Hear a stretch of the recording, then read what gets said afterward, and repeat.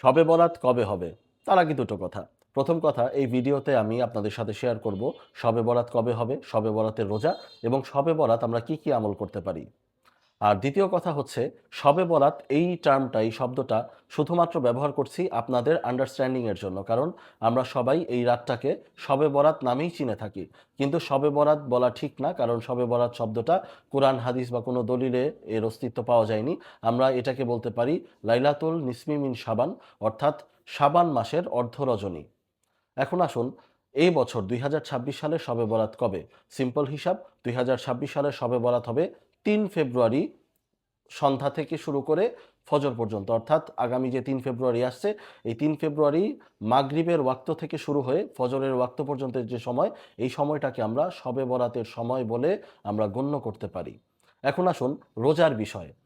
দেখেন, শবে বরাতের নিয়ত করে কোনো রোজা রাখা যাবে না, কারণ শবে বরাতের রোজার অস্তিত্ব কোরআন সুন্নাহ কোনো জায়গায় কোথাও নেই।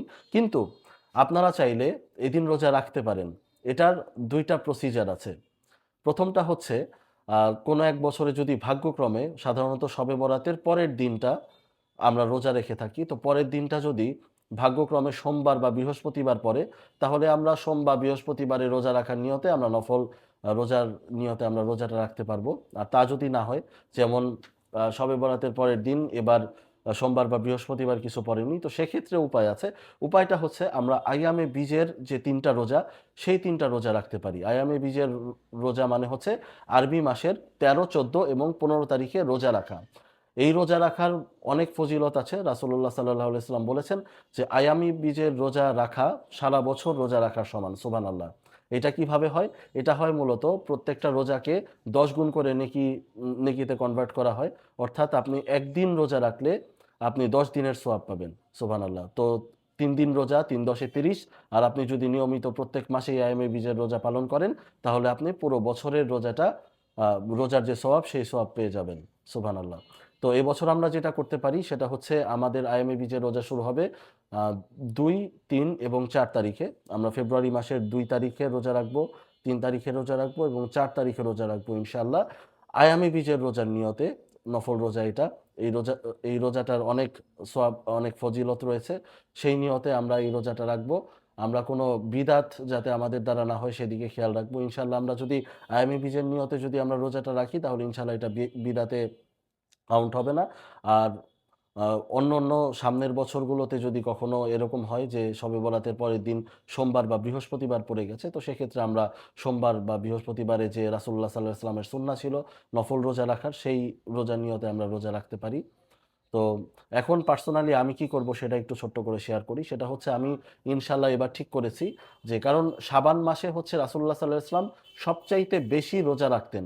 এটা হচ্ছে রমজান আসার পূর্ব প্রস্তুতিমূলক রোজা। রাসূলুল্লাহ সাল্লাল্লাহু আলাইহি ওয়াসাল্লাম এই মাসে সর্বাধিক রোজা রাখতেন। প্রায় সব দিনই তিনি রোজা রাখতেন। তো এই কয়েকদিন যেহেতু মিস হয়ে গেছে, আগামী শবে বরাত এবং যে আইএমএ বীজ, সেটা থেকে আমি শুরু করতে যাচ্ছি ইনশাআল্লাহ। তো আমি ১৩, ১৪, ১৫ তারিখে আমি ইনশাআল্লাহ রোজা রাখবো। এখানে আমার আয়ামী বীজের রোজাটাও কভার হয়ে যাবে।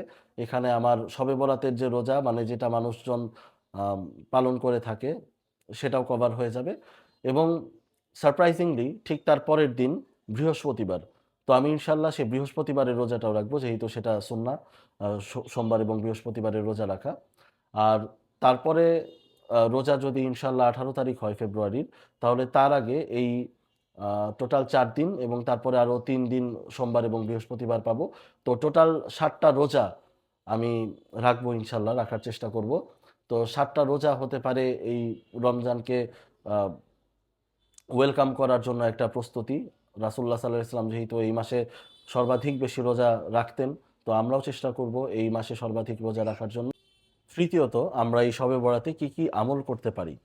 দেখেন, তার আগে বলি, শবে বরাতের অস্তিত্ব আমরা হাদিস থেকে পাই, যেখানে রাসূলুল্লাহ সাল্লাল্লাহু আলাইহি ওয়াসাল্লাম বলেছেন, আল্লাহ তাআলা অর্ধ শাবানের রাত্রে দুনিয়ার আকাশে অবতরণ করেন এবং বনু কালব গোত্রের ভেড়ার লোমের সংখ্যার চেয়েও বেশি সংখ্যক মানুষকে ক্ষমা করে দেন।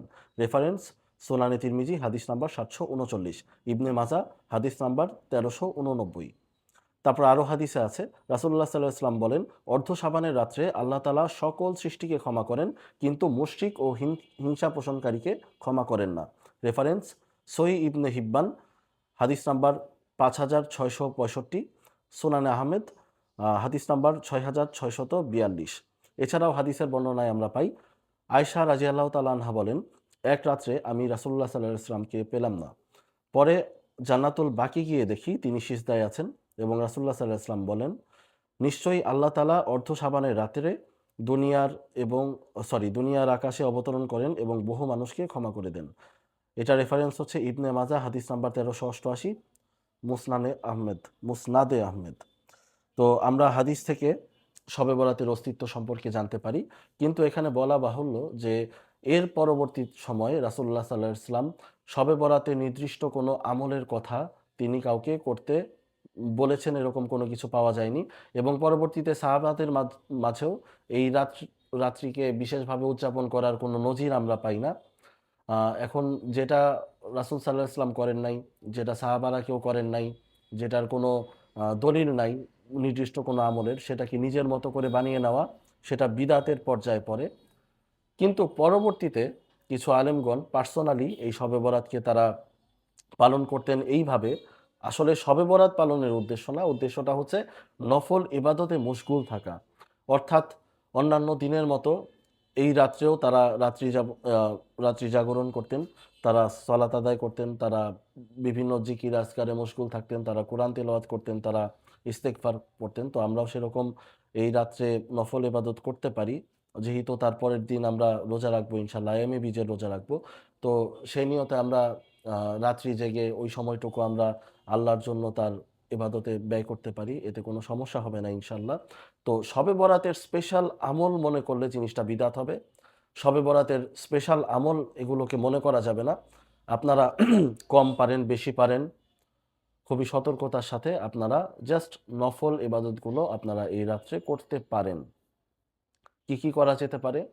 নফল সলাত আদায় করা যেতে পারে, বেশি বেশি জিকির আজকার করা যেতে পারে, কোরআন তেলাওয়াত করা যেতে পারে, কিছু দান সদাকা করা যেতে পারে এবং বেশি বেশি আল্লাহর কাছে তওবা করা যেতে পারে, ইস্তেগফার পাঠ করা যেতে পারে, তওবার সলাত আদায় করা যেতে পারে। এভাবে বিভিন্ন উপায়ে আমরা এই রাত্রিতে ইবাদতে মশগুল থাকব। কিন্তু কোনোভাবেই কিছু প্রচলন আছে যে এই রাতে হালুয়া রুটি কিংবা আতশবাজি ফোটানো বা দল বেঁধে এখানে সেখানে যাওয়া, মসজিদে গিয়ে সেখানে একটা জমায়েত করা, এই জিনিসগুলো করা যাবে না। এগুলো বিদআতের পর্যায়ে পড়বে। এই সমস্ত বিষয় থেকে আমরা ইনশাআল্লাহ বেঁচে থাকার চেষ্টা করব। এবং হালুয়া রুটির বিষয়টা হচ্ছে, আমরা এই রাত্রে যেমন আমরা প্রত্যেকেই কোনো না কোনো বাসায় থাকি বা কেউ মেসে থাকি বা কেউ আমরা হোটেলের খাবার খাই। তো আমরা যেহেতু প্রত্যেক রাতেই খাই, আমরা এই রাতেও খাবো অন্যান্য দিনের মতো। যদি মনে করেন এই রাত্রে একটু ভালো কিছু খাইতে ইচ্ছা করতেছে, তো র্যান্ডমলি যেদিন, যেমন আজকে আমার মন চাচ্ছে আজকে শুক্রবারের দিন, আজকে একটু ভালো মন্দ খাই, বা আজকে এমনি ভাল লাগতেছে না, আজকে অফিস যাই নাই বা বাসায় খুব একটা ভাল লাগতেছে না, আজকে কিছু ভালো মন্দ খাই, বা র্যান্ডমলি আমরা অনেক সময় অনেক ভালো মন্দ খেয়ে থাকি। তো ওই রাত্রেও আপনারা জাস্ট র্যান্ডমলি কিছু ভালো মন্দ খাইতে পারেন। যেমন বললেন যে আচ্ছা ঠিক আছে আজকে তো রান্না তো হবেই, এক কাজ করো, মাংস নিয়ে আসি, একটু মাংস রান্না করো। আচ্ছা তাহলে বাইরে থেকে কিছু একটা নিয়ে আসি, ওইটা খাই। তো এই হিসাবে কিন্তু শবে বরাতের এক্সট্রা ফজিলত হালুয়া রুটি খাইতে হবে, গরুর গোশত খাইতে হবে চালের গুঁড়ার রুটি দিয়ে, এরকম কোনো নিয়ত করা যাবে না। বাট র্যান্ডমলি আপনারা কোনো খাবার খাইতে চাইলে খাইতে পারেন।